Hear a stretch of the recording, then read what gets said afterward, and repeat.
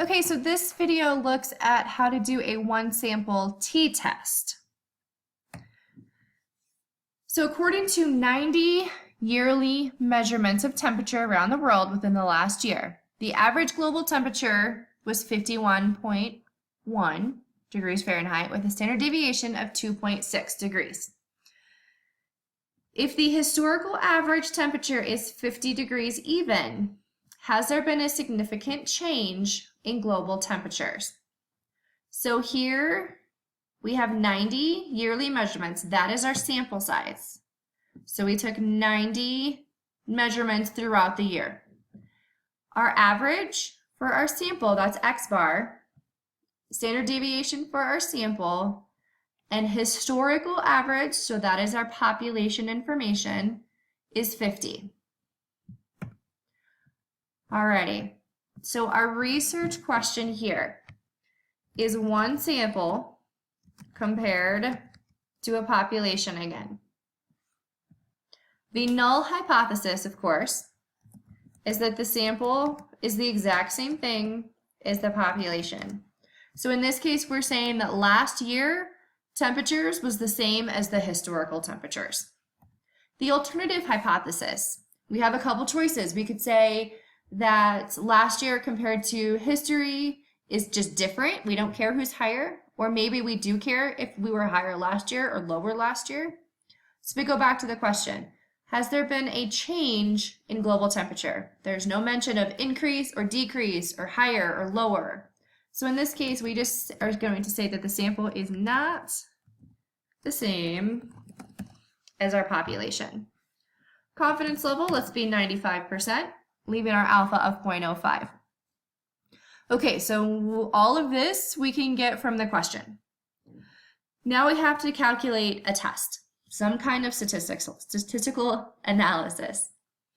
And that's going to depend on the information that we have. So I took the sample, we have X bar, we have standard deviation, and I went ahead and just squared that, so we have variance.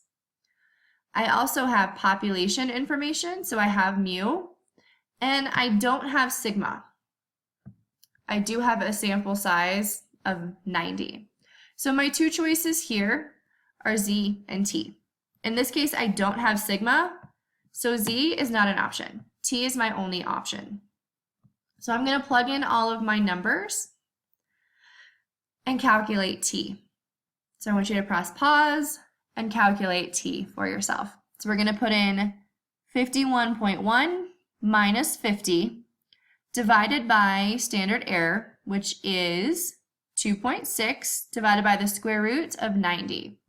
So press pause and calculate T. All right, so the t-test is the one that we are going to use because we do not have sigma.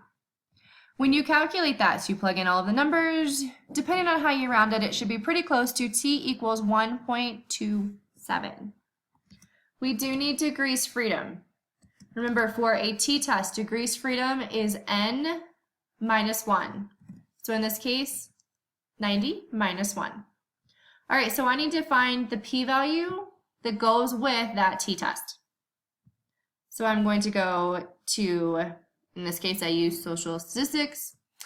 You can just Google t-test to p-value, and you'll get a lot of options. So 1.26, degrees freedom is 89. My confidence level is 0.05. It is two-tailed. Calculate. There we go. And my p-value is 0.21. It even tells you this is not significant. So my p-value, 0.21. So my decision, I'm going to go back up to my alpha.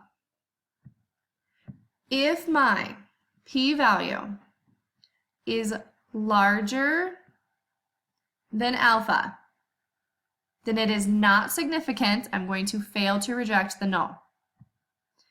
If it is smaller than 0.05, then I'm going to reject the null.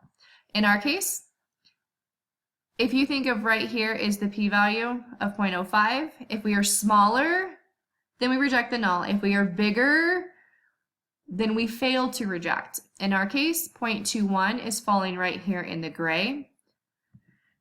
So it is not significant. I'm going to fail to reject the null, meaning there is no difference between last year and the historical temperatures. Since I failed to reject the null, I might have made a type 2 error. The chance of me making a type 2 error is not very big. I'm not too concerned, but I might have. So again, this is how we're going to walk through the whole idea of conducting hypothesis testing. You go through each step. The hardest decision is which test do you use.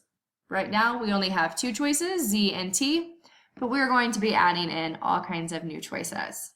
So keep practicing the problems.